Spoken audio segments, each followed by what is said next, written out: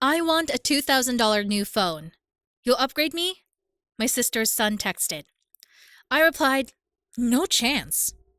Minutes later, my sister wrote, agree or you're banned from family events. That night, I reversed the transfer for their car payment. By 7:22 a.m., they were begging me to call back. But when I read the message, I almost passed out from anger. I didn't even finish chewing my breakfast. My throat closed up with pure fury. Caleb, my 19-year-old nephew, who had never worked a full week in his life, who still didn't know how to check his bank balance, was demanding that I spend $2,000 on him for a phone upgrade. Like I was some kind of tech sponsor. Like I was just waiting around for his next list of needs. I answered immediately. One word. No. I put my phone down and stood there for a second, trying to process how someone raised by my own sister could be this far gone. But then again, maybe I shouldn't have been surprised.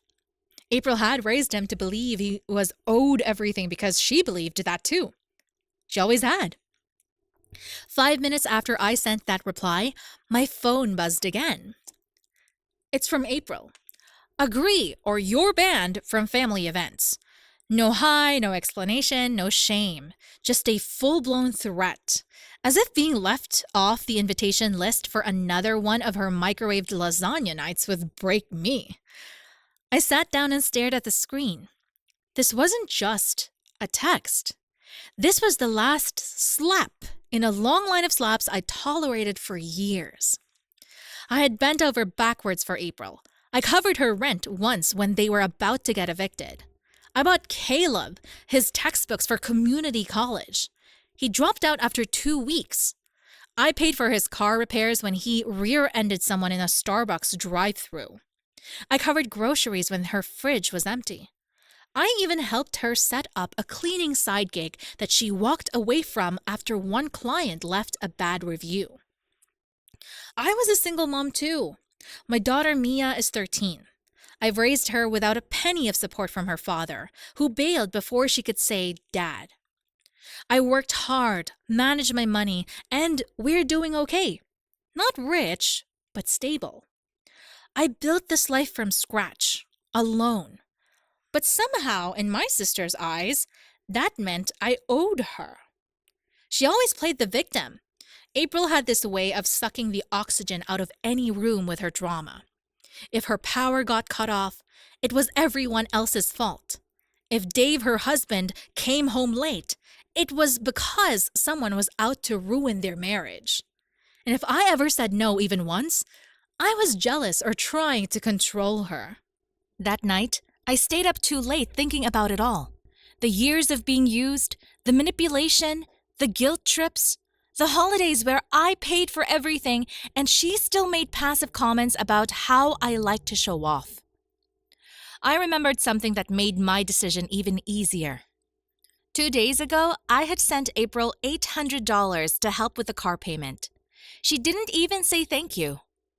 She messaged me later asking if I could just handle the next one too, since Dave's paycheck was short again. I opened my laptop and reversed the transfer. $800 gone from her account. At 7:22 a.m. the next morning, the panic started. My phone was blowing up. 6 missed calls from April, 3 from Dave, 4 from Caleb. I didn't answer. At 7:36, Caleb texted me again. WTF? Did you do this? Mom's crying. Fix this now. I didn't fix anything. I turned my phone off completely and went about my morning. Took Mia to school, got my coffee, sat down at work, and I felt something I hadn't felt in years when it came to my sister. Peace. But I knew April. She wasn't going to let this go. She was going to escalate. She always did when she lost control. And I was right. The next thing she did, no one saw that coming, not even me. By noon the next day, I'd lost count of how many calls I'd ignored. My voicemail was full. My text notifications were piling up with everything from fake apologies to full-on threats. April tried every tactic she could think of: guilt, manipulation, pity. Caleb told me I was destroying his chances and acting like a jealous old woman. Dave left me 3 voicemails, all saying he didn't want to get involved in sister stuff, but also that the money I reversed put them in a serious bind. None of it moved me. They weren't my problem anymore. Then, around 3:40 p.m., my cousin Lindsay sent me a message that made my blood run cold. "Hey, are you okay? Have you seen April's Facebook?" I didn't even reply. I just opened the app and my heart nearly stopped. There was a post from April, public. Not just for friends, public. The photo she posted was one of the most private things I'd ever shared with anyone. 2 years ago, I had dated someone for a short time. Someone I trusted. During that relationship, I sent a few photos. Nothing trashy, just personal, vulnerable. One of those photos was now on April's timeline, with dozens of reactions and comments already attached. Caption said, "This is what a responsible single mother looks like when she's not busy judging everyone else's life." I stopped breathing for a second. Thought I might pass out. My hands were shaking so badly I had to sit down. The photo had been up for 53 minutes by the time I saw it. I could see who had liked it: a few coworkers, old family friends, one of Mia's teachers. I felt sick. I didn't cry, I didn't scream. I got in my car and drove. April opened the door, acting like she had no idea why I was there, like I'd shown up uninvited to brunch. I slapped her across the face. I didn't say anything.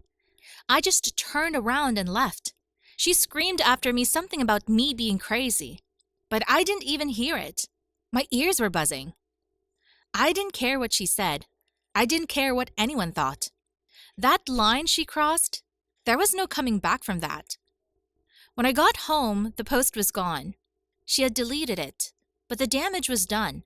People had seen it, shared it, saved it. I even got a message from one of Mia's friends' mom asking if I was okay. And now I wasn't just angry, I was done. But I wasn't helpless because, in a folder on my desktop, I had something I never planned to use. Screenshots, messages, dates, names. I kept them in case something like this ever happened, and I never thought it actually would. April's marriage wasn't what she made it out to be. And Dave, he had no idea what his wife had been doing behind his back. But he was about to find out. I gave her one more night, not because I felt sorry for her, but because I wanted her to enjoy those final hours of peace before everything came crashing down. I wanted her to sleep soundly, thinking she'd won, that she'd embarrassed me, shamed me, and put me back in my place. Instead, I was sitting at my kitchen table before sunrise, scrolling through the folder I'd kept hidden for almost a year. Screenshots, messages, pictures. She thought she was untouchable, but she had no idea I had the receipts. Her little affair started 10 months ago with a man named Ray. Not same ex, not some online stranger. Ray worked with Dave. He was younger, married, and just as much of a loser as April. It started as flirty texts, then turned into late-night errands. Then there were the pictures. Nothing subtle. She sent him things I wish I could unsee. And she was dumb enough to complain about Dave to him in the same threads. She even bragged once that she was sick of carrying a grown man with a discount job and needed a real man to entertain her. I never planned to use any of it. I just kept it as insurance because April had always been unstable and unpredictable. But after what she did, after she posted that photo of me for the whole town to see, the game changed. And now I had nothing to lose. At 9:14 a.m. sharp, I sent Dave a simple message. "Can we talk? I think you should see something." He didn't ask questions, just said, "When and where?" We met at a little coffee shop near his work. He looked rough, tired, pale, like he hadn't slept much in weeks. I handed him my phone without a word. The folder was open. The evidence was lined up. I didn't say anything while he scrolled. I just watched the color drain from his face. He stared at one screenshot for a long time. It was from 3 months ago.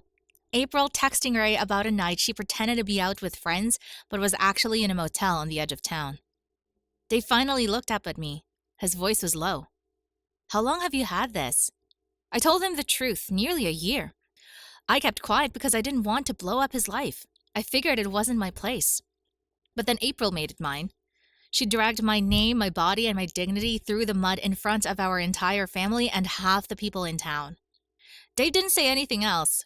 He just stood up, nodded, and left with my phone still in his hand. I didn't even ask for it back. By Friday, I started hearing things. April called me 7 times in one day. I didn't answer once. Then came the texts, first blaming me, then threatening me, then suddenly switching to begging. Dave had left, packed a bag, took the car, and disappeared. Caleb was posting bizarre passive-aggressive things online. Fake family, backstabbers, snakes hiding behind smiles. I didn't even look twice. But the real punch came Sunday night. My phone buzzed. It was a screenshot from my cousin Jenna. April had tried spinning some ridiculous story in the family group chat, claiming I broke into her Facebook, photoshopped the affair screenshots, and that I was jealous of her life. Problem was, someone else had already saved and shared April's original post of me, the one with my photo, the one she claimed never existed. The cousins turned on her instantly, and for the first time ever, April found herself standing alone. But humiliation wasn't enough for her. She wasn't done. There was still one more stunt left in her, one final pathetic attempt to pull me back into her mess. It would be the last. I thought it was over. I really did. I thought once Dave walked out, once the family saw her true colors, April would finally back off. But no, she wasn't done. Monday morning, I dropped Mia off at school and stopped for gas. While I was filling up, I noticed a woman 2 pumps over staring at me. Not just a glance, staring. She looked familiar, but I couldn't place her. As I was getting back into my car, she called out, "You're Evelyn, right? April's sister." I nodded slowly. She said, "You were going through something. Just wanted to let you know people talk. Hope you're okay." And she drove off. My stomach flipped. By the time I got home, I had 5 new messages from random accounts on Facebook and Instagram. Strangers saying all kinds of things. I didn't understand what was happening until I opened a link someone sent me. April had posted again. Not on her profile this time, on a local gossip group. One of those community tea pages with over 18,000 members. The kind where people post complaints about neighbors and restaurants. Only this time, April used it to create an anonymous post titled, "Beware of this woman. She'll steal your man and your money." She included one of the photos again. Blurred barely, but it was still me. She used part of my real name. Enough that anyone who knows us could figure it out. She told the group I was obsessed with married men, claimed I had a long history of seducing other women's husbands, and that I had been trying to ruin her family because I was bitter about being single. Over 200 comments in an hour. Some people mocked me, others defended me, not knowing the full story. But it didn't matter. The damage was done, and I was officially the town scandal. That same afternoon, I got a call from Mia's school. Her teacher wanted to check in because Mia had mentioned people saying things online. My hands started sweating. My worst fear, Mia being pulled into this, was starting to happen. I went cold, and that's when everything changed. I called Dave, not to stir more trouble, not to get revenge. I was done with all that. But I told him about the gossip post. I told him Mia was being affected now. He was quiet for a moment, then he asked for the link. An hour later, the post was gone. But what followed I didn't expect. Dave showed up at my door. Not angry, not confused. Calm. Come. He had my phone in his hand, the one he left with after our meeting, and told me he'd gone through everything. All of it. Every message, every photo, every lie. He said something I'll never forget. "She's not just a bad wife, she's dangerous." Then he said he wanted a divorce. And here's the part that truly blindsided me. He asked if I could help him get custody of Caleb's younger sister, Emily. I froze. Emily was only 8. Quiet, sweet, barely visible in that chaos of a household. I had no idea Dave was thinking that far ahead.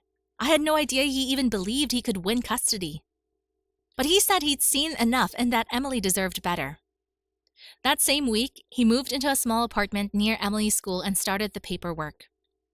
April, meanwhile, started spiraling in public, screaming matches in parking lots, posting vague quotes about betrayal, messaging half the family with fake sob stories. She had no idea Dave had already shown the court the screenshots, the photos, the group post. I didn't even have to lift another finger. She was doing the job herself, digging her own grave one meltdown at a time. But what came next, no one, especially April, saw coming. By the end of the week, April was unraveling fast. She was burning through every bridge she had left. People were distancing themselves. Family chats were quiet. Even Caleb had gone mostly silent, probably too stunned watching his parents fall apart in real time. But I wasn't done, not completely. There was one last card I hadn't played because, frankly, I didn't think I'd ever need to. I found it by accident months ago, and at the time, I kept it tucked away. I didn't even fully understand what I was looking at then. But now, with everything on fire, it felt like the perfect time to light the final match. It was a screenshot of a transaction April had accidentally sent to our shared group chat, back when she was trying to send something privately to a friend. She deleted it within a minute, but I'd already saved it because something about it felt off. It was a payment to a woman named Brenda S. labeled "Rent, 3 months upfront." That alone wasn't strange until you consider the fact that April never mentioned renting anything, ever. And the date on that payment? It was from 6 months ago. So I did what April never expected me to do. I called Brenda, told her I was a relative of April's, and asked if she was still renting that one-bedroom unit downtown. She laughed. "Oh, you mean that side place April used for a year and never paid the last month for?" My blood ran cold. She went on, totally unaware of what she was revealing. She said it was her quiet space, her writing studio or whatever, but we all knew she was using it for, well, not writing. And just like that, it all clicked. April had a secret apartment, not just for her affair with Ray, but for others. Brenda said different men came and went, sometimes during the day, sometimes at night. She assumed April was single. She had no idea she was married with kids. It was worse than I thought. She wasn't just cheating. She built a second life, a hidden one, paid for by money she constantly claimed she didn't have. Money she told Dave she needed for groceries, money she guilted out of me every other month. I sent the call recording to Dave. No commentary, no explanation, just the audio. And I attached the original transaction screenshot. 2 hours later, he messaged me. She's never getting near Emily again. By the next morning, April's name was posted on the court's docket for an emergency custody hearing. She went completely silent. No more calls, no more texts, no posts. Caleb deleted most of his social media. Emily was placed temporarily with Dave while everything was processed. And then something I never expected happened. My parents called. They had stayed mostly neutral through all of this, or so I thought, but apparently April had begged them for help, claimed I destroyed her life out of jealousy. She wanted them to host a family meeting to clear the air. Instead, my mom said this: "Whatever happens to her now, she earned." That night, I sat on my couch alone, scrolling through the old messages from April, all the guilt trips, all the insults, wrapped in fake concern, all the demands. And I deleted every single one of them. One more part of her gone.